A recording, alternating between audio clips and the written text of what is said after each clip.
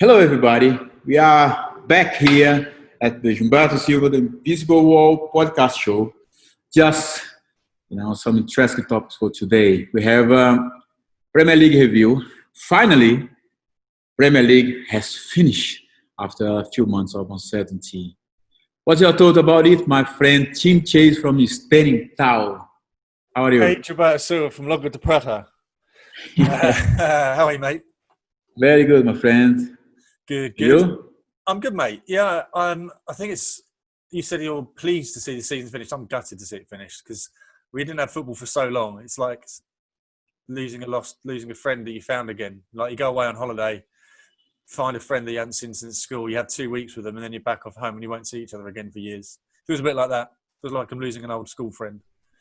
But I think the Premier League should have a certain amount of credit for getting it back played, because obviously they could have, and all the things they put in place to make sure it was safe, like no ball boys. Obviously, couldn't have the crowd in there, which is really sad. But I think it was the only way the football was ever going to get played. So I think the Premier League needs a kind of round of applause or a bit of credit to getting the league back up and running, and then finishing it not too far past it normally finishes. So it's pleased to see the football back. Then we got a bit of a break in its Champions League stuff, and then it's a bit more break, and the season starts again on the 13th of September. Well, I think it was important to finish the season after a few months of uncertainty for everyone, the clubs, players, staff, all the people involved in football industry, to have football back and with, taking care of all the procedures for the security of everybody. This was very important. I think we have to give credit to everyone involved in this process because, in this tough time of this pandemic, it's hard sometimes to make this kind of decision.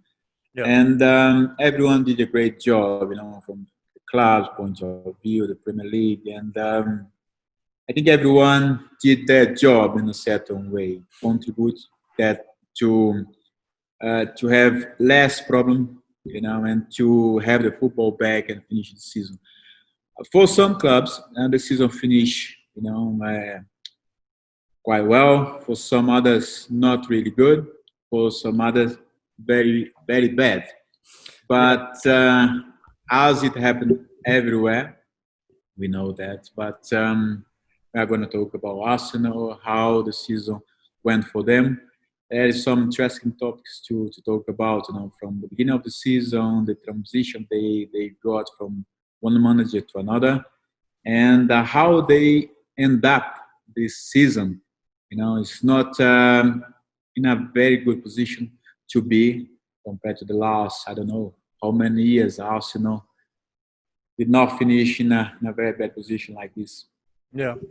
So I guess there's three parts to the season, isn't there? There's Emery, then there's Arteta, and then there's after the lockdown. So I guess there's almost three areas for us to kind of talk about, really, isn't there? Yeah. Exactly. So obviously, I think it was the 29th of November, if I remember rightly. I think you are okay. We just Googled it.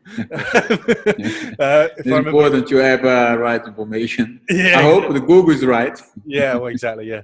I hope the BBC website is right. So 29th of November. So where did it...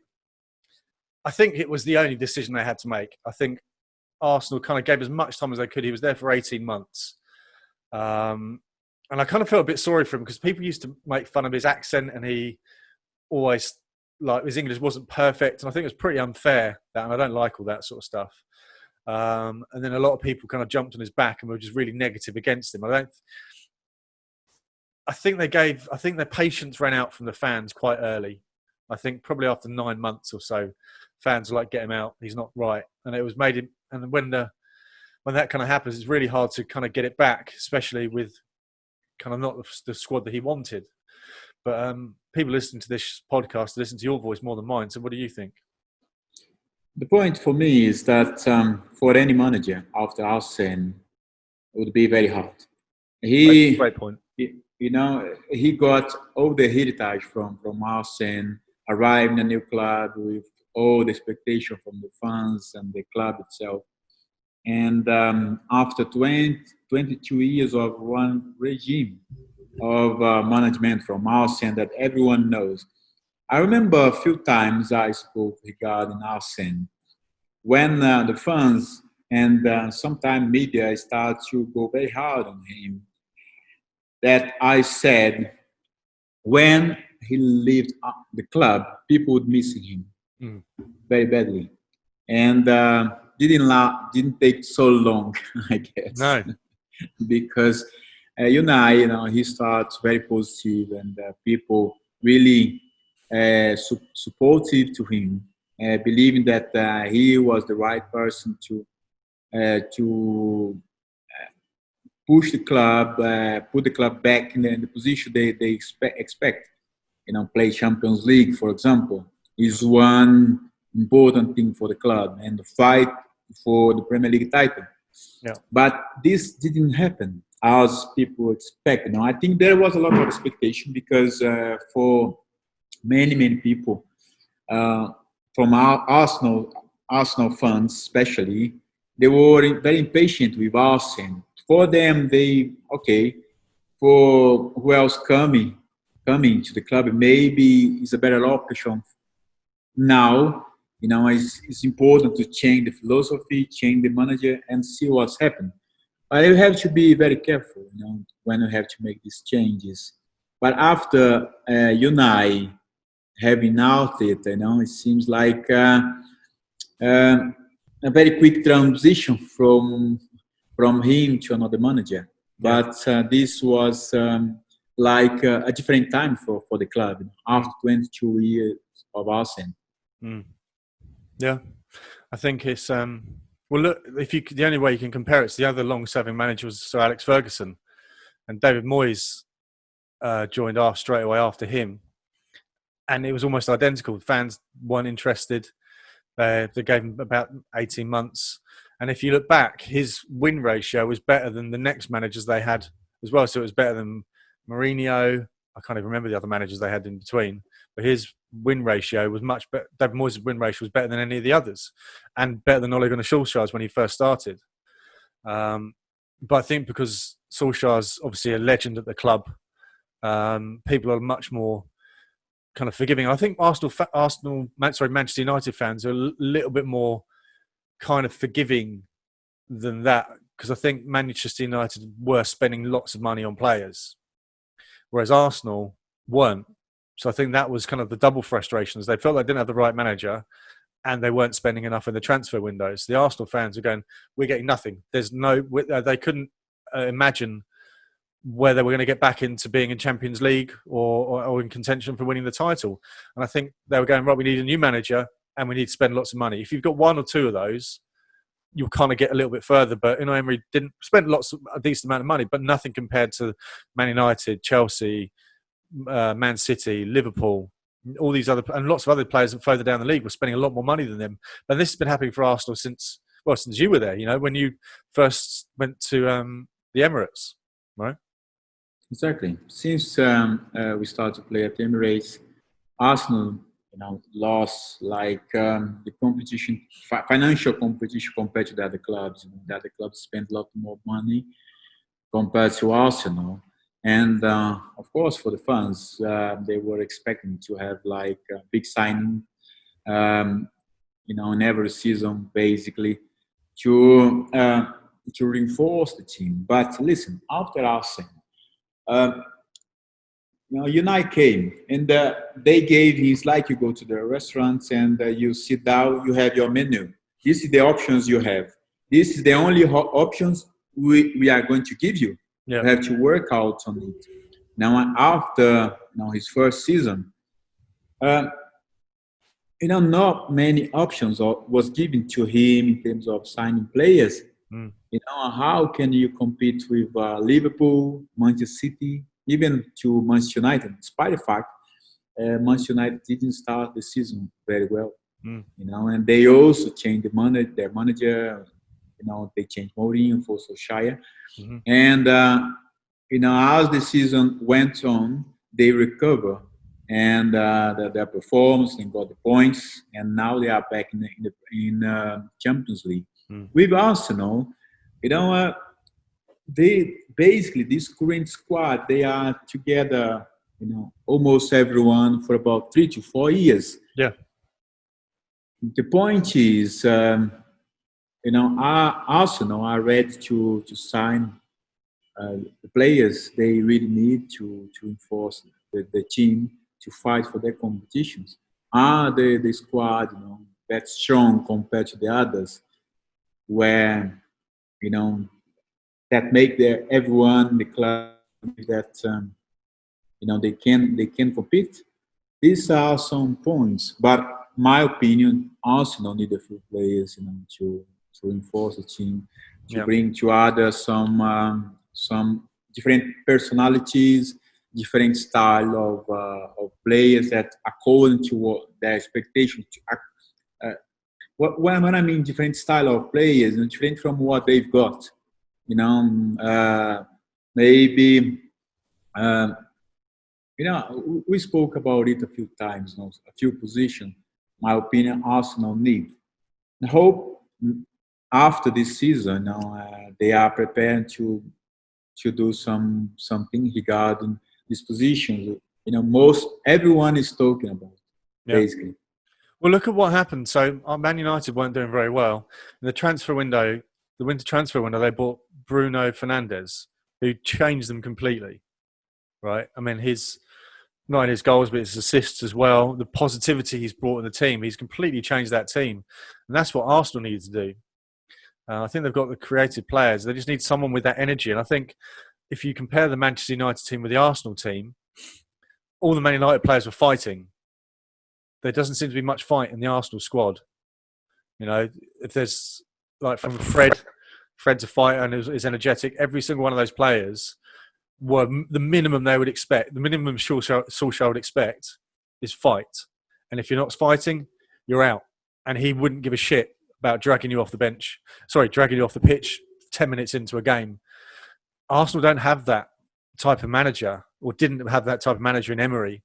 So they would get away with it. Like they had Xhaka, who threw his shirt on, told all the fans to fuck off and threw his shirt on the ground. That was that incident. Imagine if that happened at Manchester United. That would just never happen at any other club, really. So I think that's possibly one of the kind of things that Uno was fighting against, was the kind of dressing room culture almost, that they can feel like they can get away with things like that.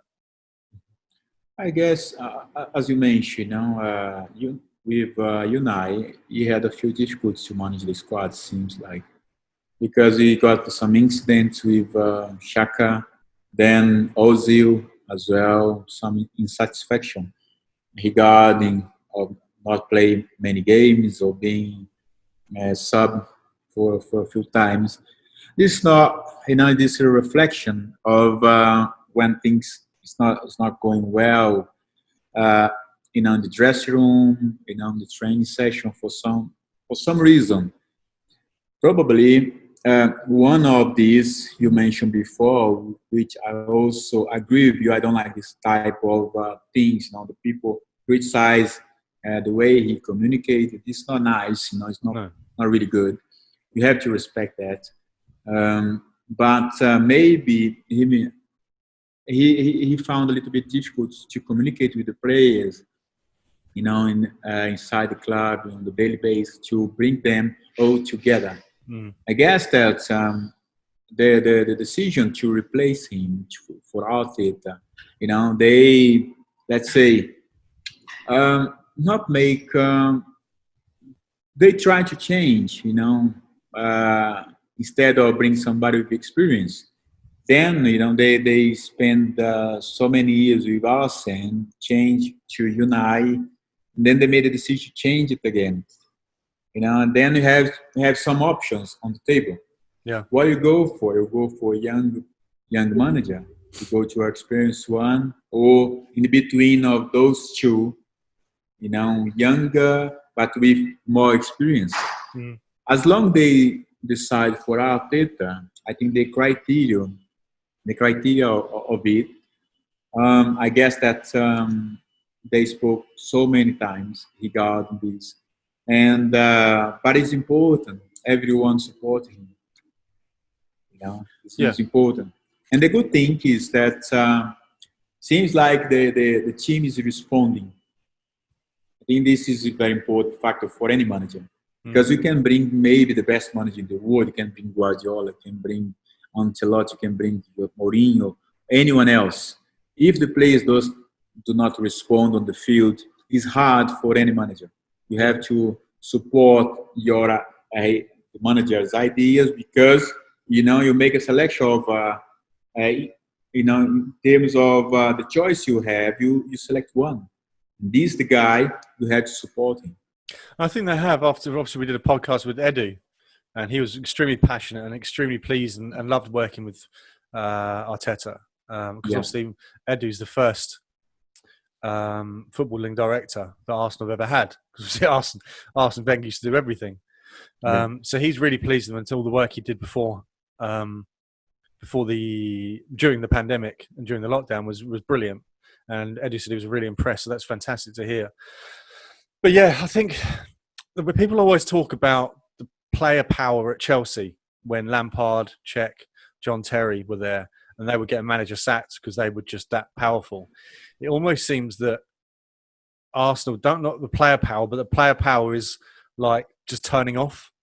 So rather than arguing it, say we want this manager out, just kind of disassociating themselves there and just going, yeah, we don't want him here, so we're just going to do nothing. We're just going to sulk a little bit. And I think the passion, it needs to be on the back of the days of the Invincibles. Like, can you imagine if anyone did that? Like, any of the players told the fans to fuck off and then threw shit on the floor with a team with Jens Lehmann, Martin Keown, Vieira, Deb Bergkamp, all the players, none of the Invincibles, it would just not happen. And they need to get back to the days of the characters where that's what winning is about. No break in training. You train as hard as you play.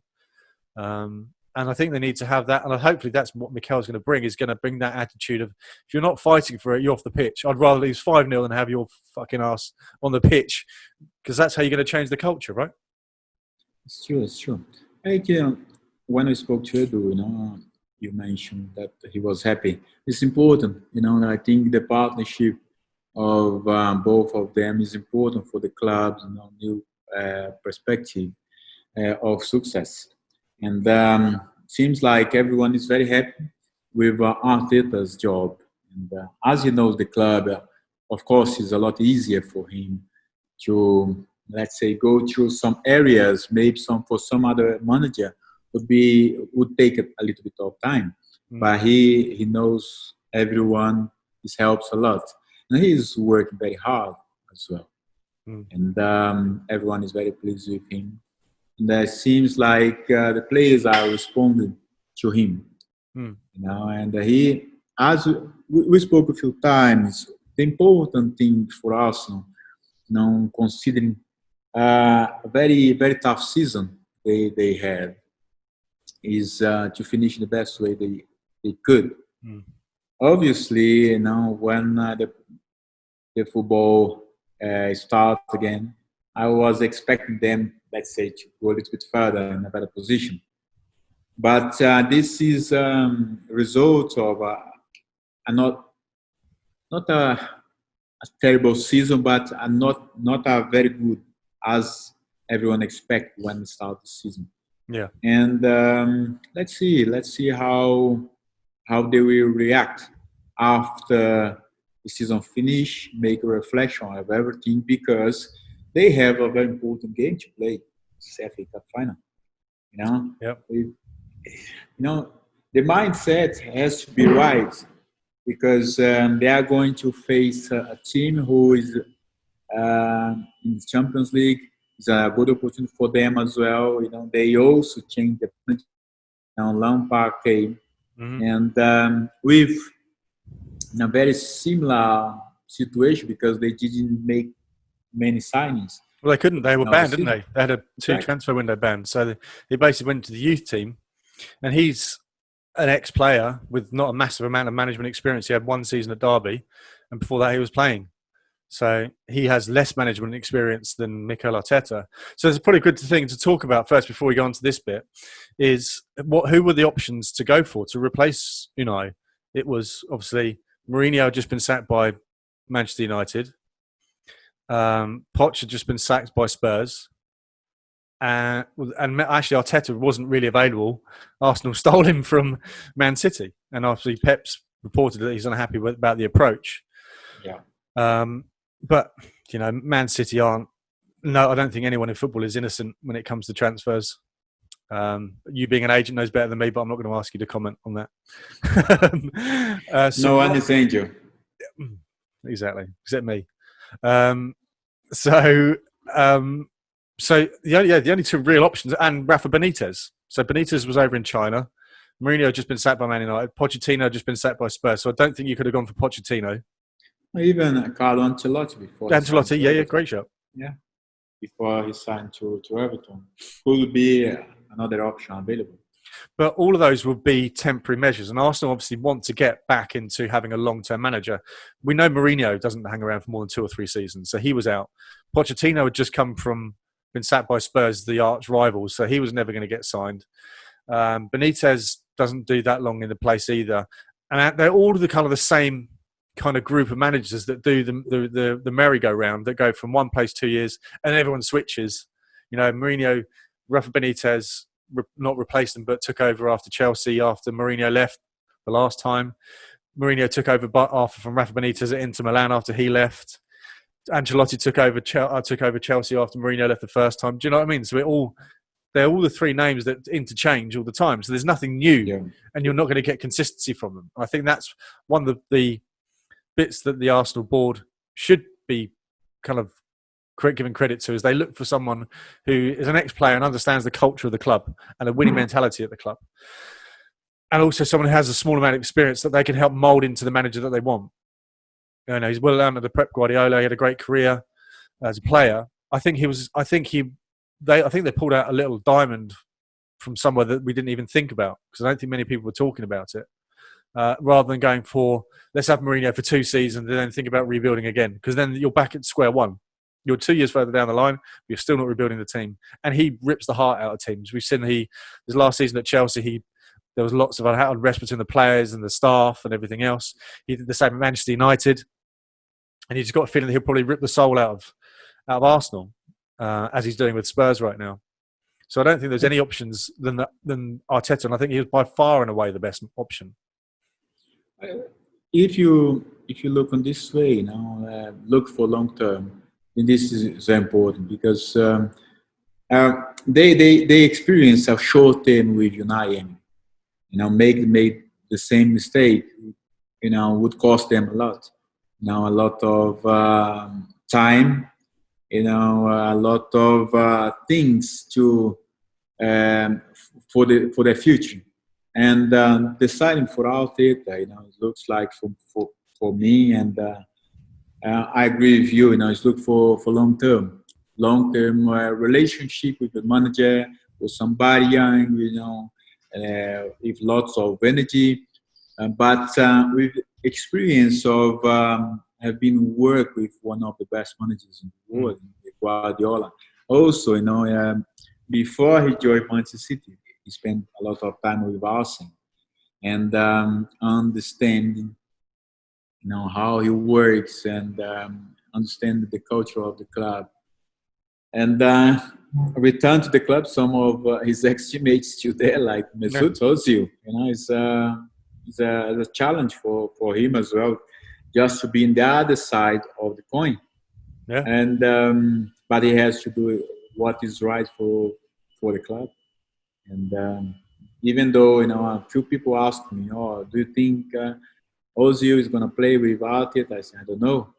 Depends how hungry he is to play again. If he's still hungry to play football for us, he got quality. Everyone knows that. He knows better than me. But it's about him and how the new managers see him right now. Yeah. His passion for to be on the field. His passion to do what he knows best than anyone else." Yeah, absolutely. So we both kind of agree that Arteta was a good signing. It's the right choice. Oh, it was great. I think it was great when you look, for longevity, for long-term relationship. for example, when you think about Arsenal, especially with Arsene, having a manager for 22 years, this is amazing. Mm. And I don't think it's going to happen again in football, in the modern football, one manager lasts that long. Maybe one day I have to come here and apologize, I made a mistake, but I don't. Hopefully, won't be doing our same podcast in 22 years. Maybe change, something. Yeah, maybe my Portuguese will be a bit better by then. It's a good chance for you to start. And I don't think any manager will last that long anymore in modern football. But thinking longevity out it is a good option. And the good thing is because the player is responding.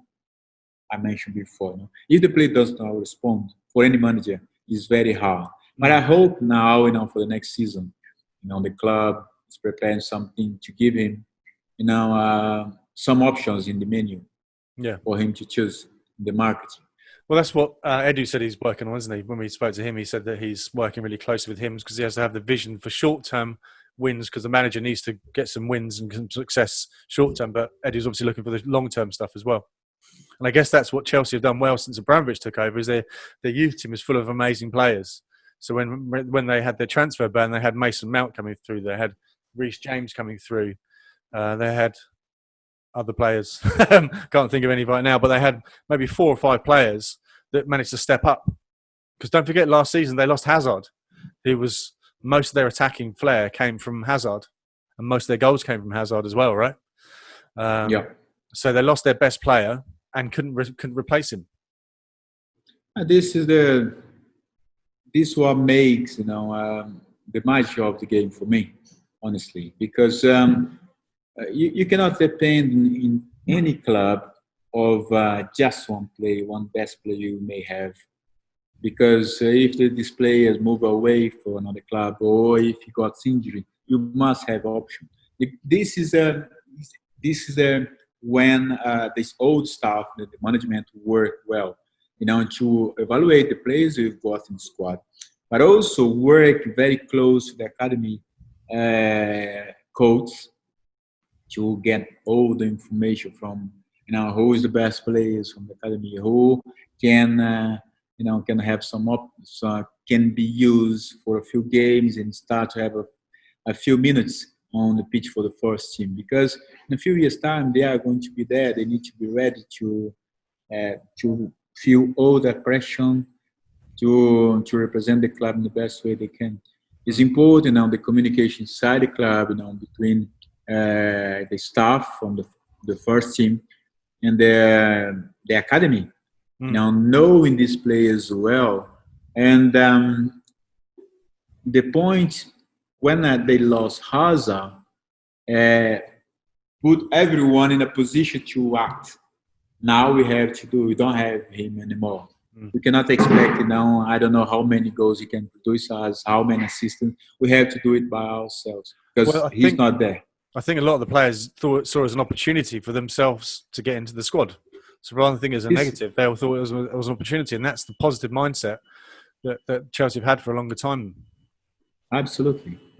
This is very positive for the players who are desperate to get a chance to play, and and then they lost their best players, and they managed to finish the season in the best way they could. They are qualified for the Champions League. They are in the FA Cup final against Arsenal.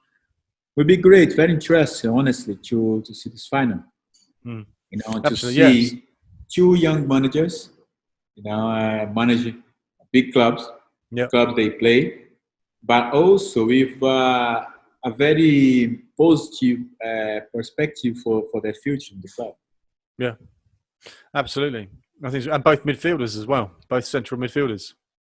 I think I will consider start my budget maybe one day. Nice. So how did we think Arteta first got on when he first started, just before the lockdown? Obviously, it's unfortunate that not only the lockdown happened, but he also got the coronavirus, didn't he? Yeah, it's tough for him. He the season seems very positive. Everyone supporting him a lot, And then the pandemic came, and him and everyone has to stop. And after that, he got the virus. He had to fight himself, to be healthy and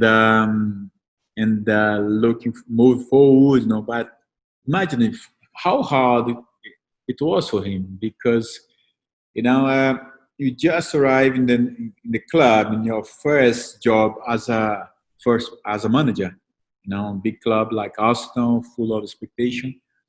And then, as you start to work, and then you had to stop because of all this pandemic.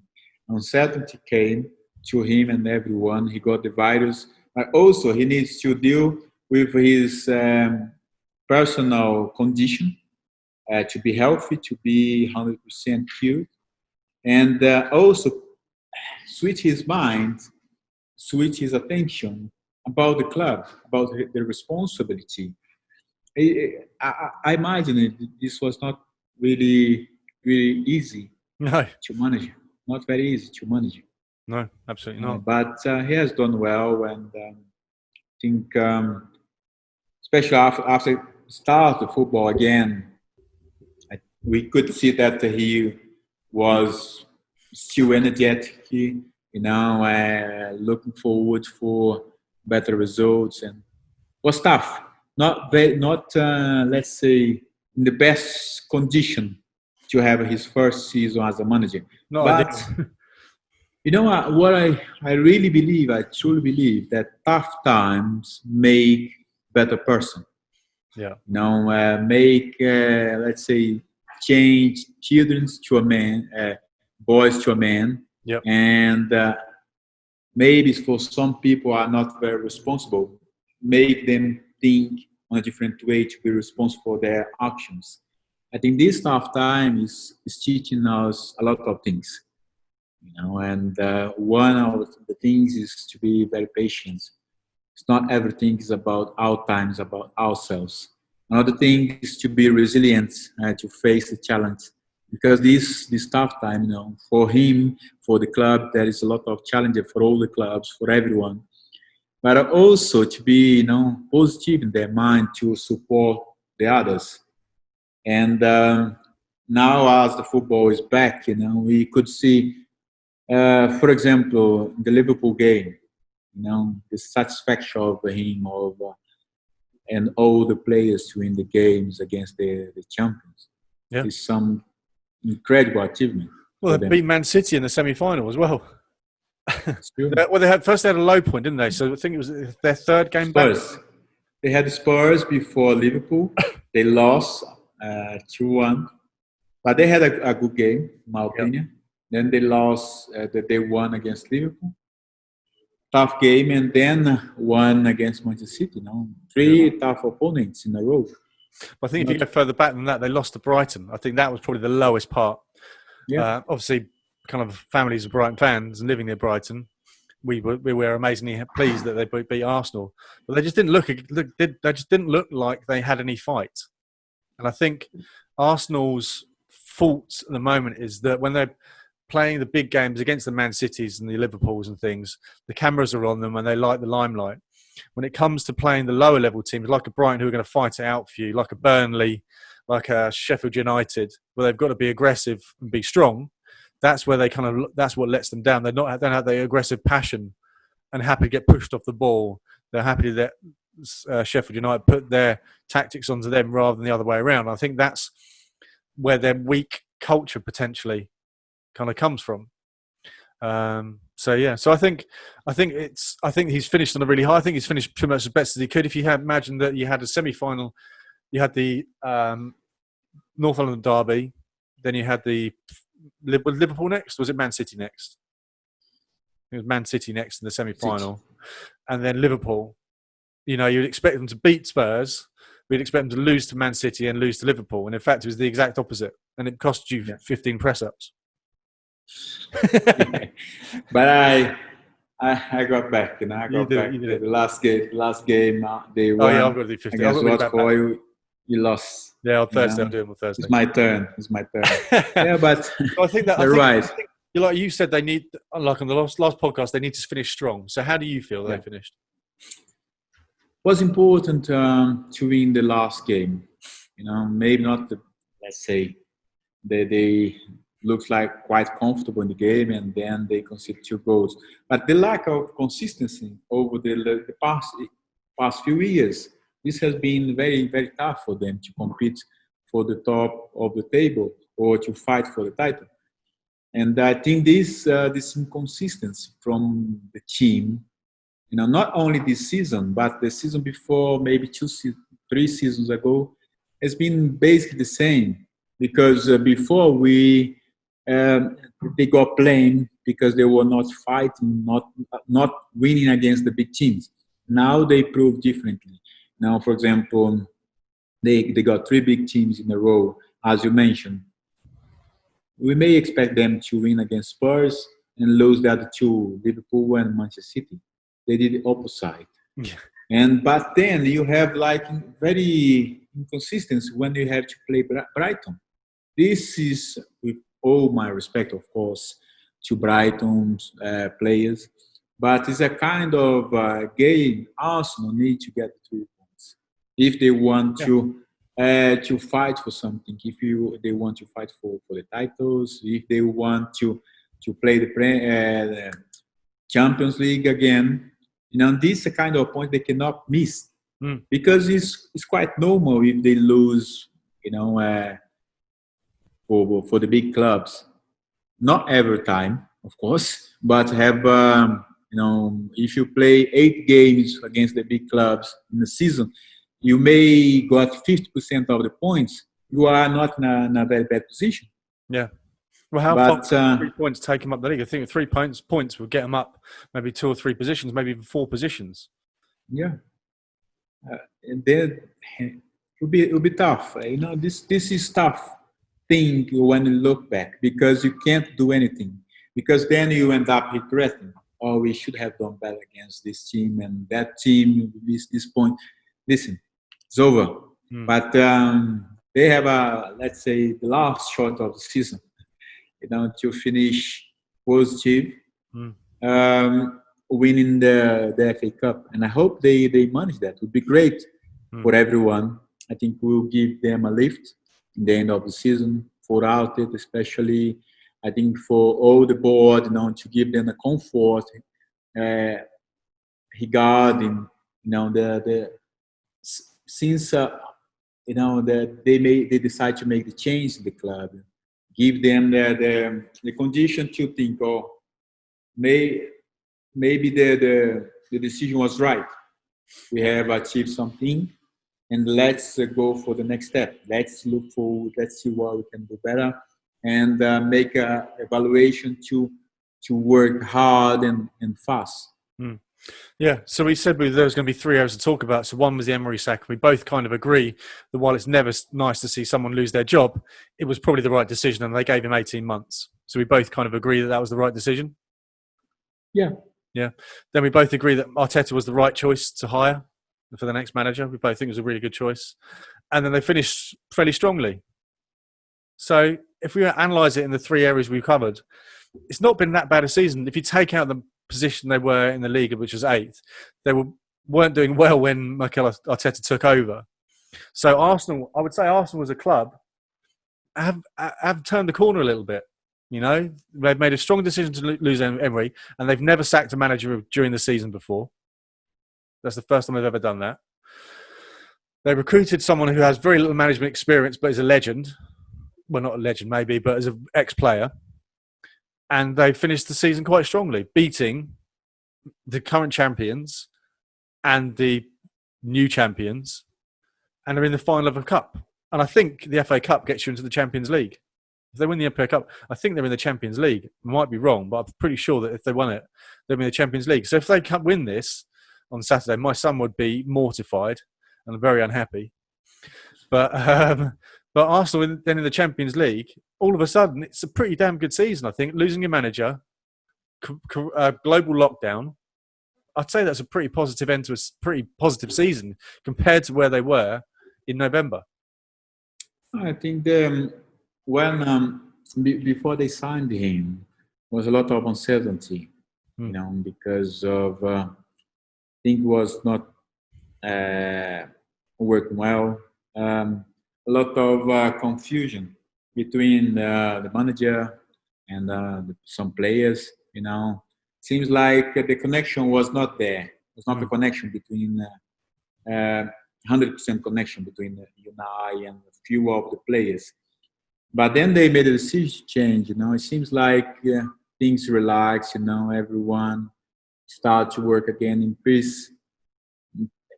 All these problems.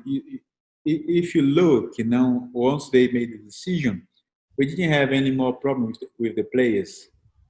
None of their players have a problem with their manager, with the manager, And seems like Mikel and everyone control this kind of situation in the dressing room for them to finish the season the best way, finish peace, but also, looking forward to finish well. And it's not easy. It's not easy, to find to make this type of decision sometimes. But you have to do. You are there in this position. For example, we spoke to Edu. How hard it's been for him. It's been very challenging. But they are working very hard to make the best decision as they can for the club, to bring the club back to the glory days. To fight for the titles, to be back in the Champions League. This is what the guys are doing, but sometimes you cannot get the results as fast you expect. But I hope all they've learned from this tough season they've got, with all the ingredients, they. It make them stronger for the next season. But remember again, they still have one game left, which is very important. Yeah. So I think obviously now's the transfer window coming up soon, I guess. We've spoken about it on the live shows, but let's talk about it in a little bit more depth now. So what do we think? Or what do you think? It's your show. What do you think? So what areas do you think they need to kind of sign? Centre back, central midfield. Yeah, especially.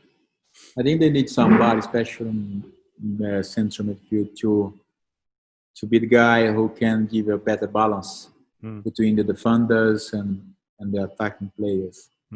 Somebody who can stay there and be the guy who's give them stability, because it was quite tough for the defenders many times.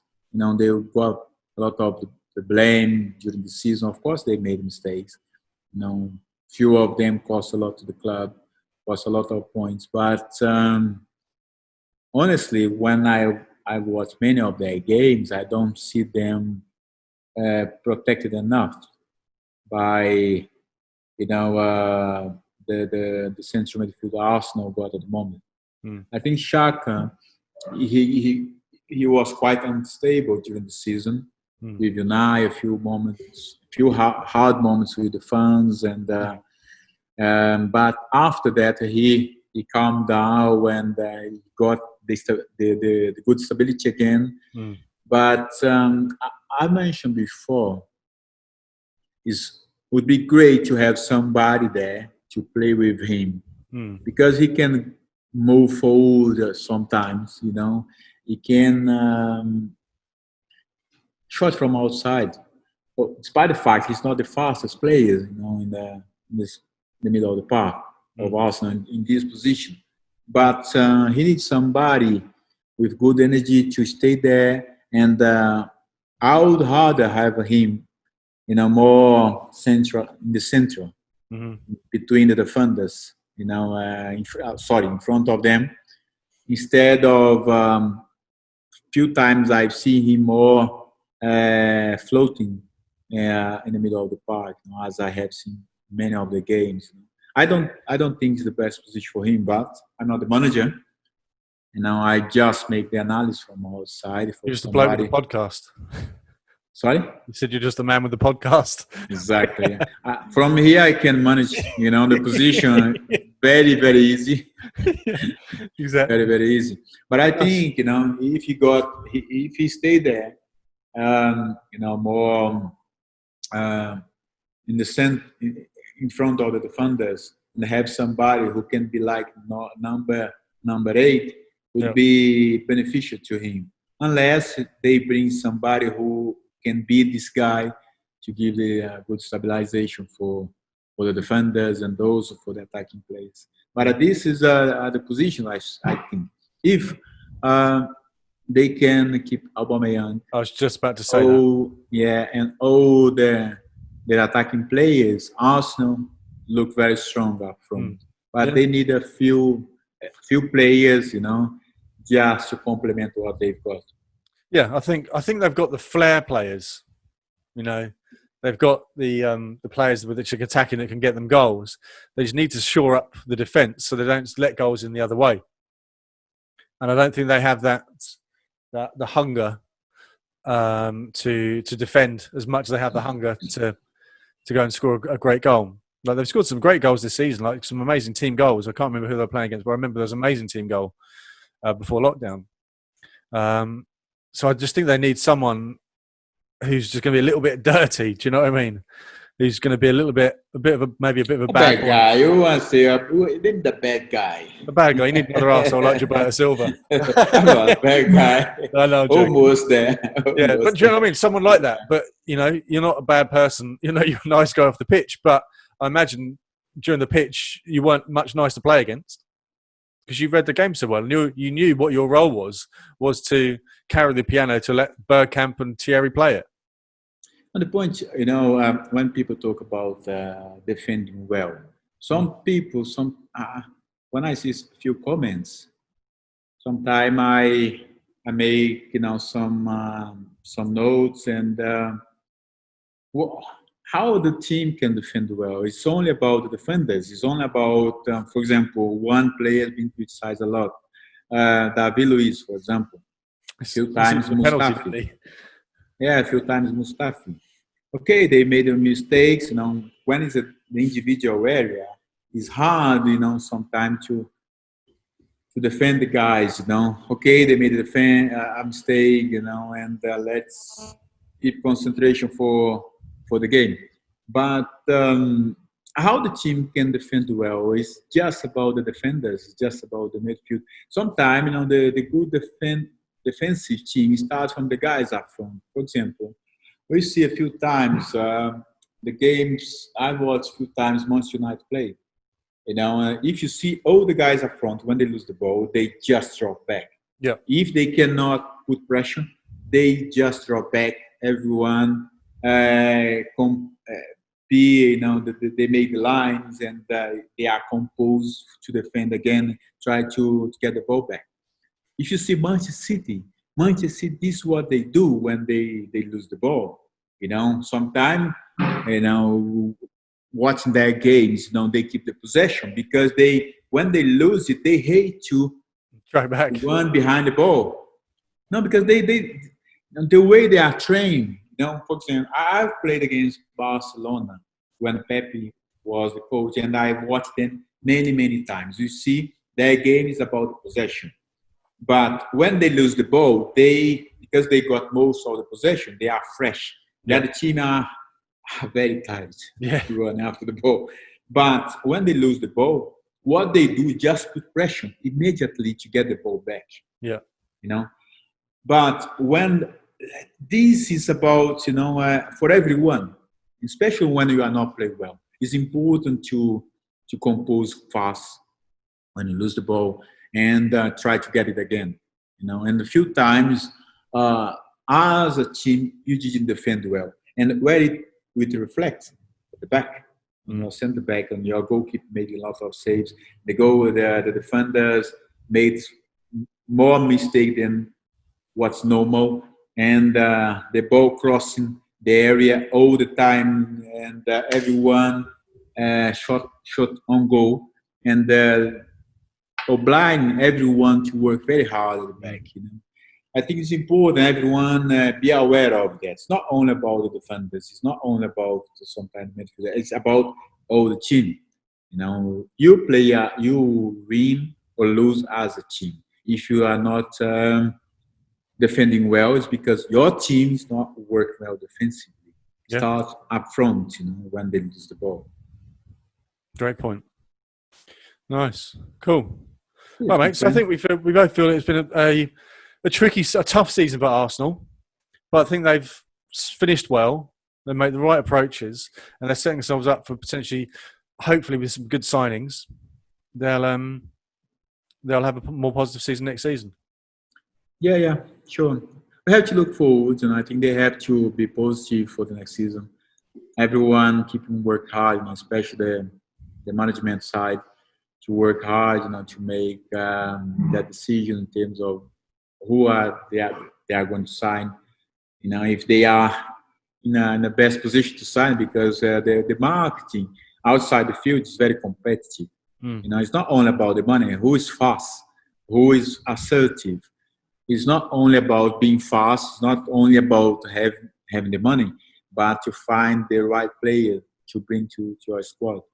I hope they do a good job for the next season, to complement what they are still missing from this season, and be positive because they have final to play, and but also, you know, from outside, you know, the guy from the staff point of view, they need to keep working to find what can be good for them for the next season, to add quality and personality to the squad. Cool. It's been nice actually talking to you, because normally we've had a guest on for like the last 5 weeks. So it's nice to have just talk to you for a change. It was great, my friend. It was great to talk to you. I think we cover so many areas from Arsenal. Yeah. You know, we maybe not everything. We cannot cover everything. We need to leave something for the next show. Yeah, we've got nothing to talk about otherwise. We've got a few weeks without football. Exactly. But really looking forward for this cup final. Hope Arsenal finish the season with FA Cup trophy. Would be fantastic for them. You know, very positive for everyone to be, let's say, finish the season with a good image and look forward for the next season. When they are back, you know, they return stronger, mentally, especially to fight for the title again. But I'm very looking forward for this final. Wanna bet? I know you want. Have a bet. I'll go 3-2 Chelsea. Oh, no way. 2-1 Arsenal. What are we doing on this time? 15 abs. I can't. Right? I've got such a bad back. I can't do chin ups. I can do something else. Okay. You choose. Squats. Okay. No problem. No, mate. It's good. Fantastic, my friend. Take it Great easy, talk to you. Great talk to you once again, my friend. Hope keep yourself well. Looking forward for this final game of the season for Arsenal and Chelsea. And all the best.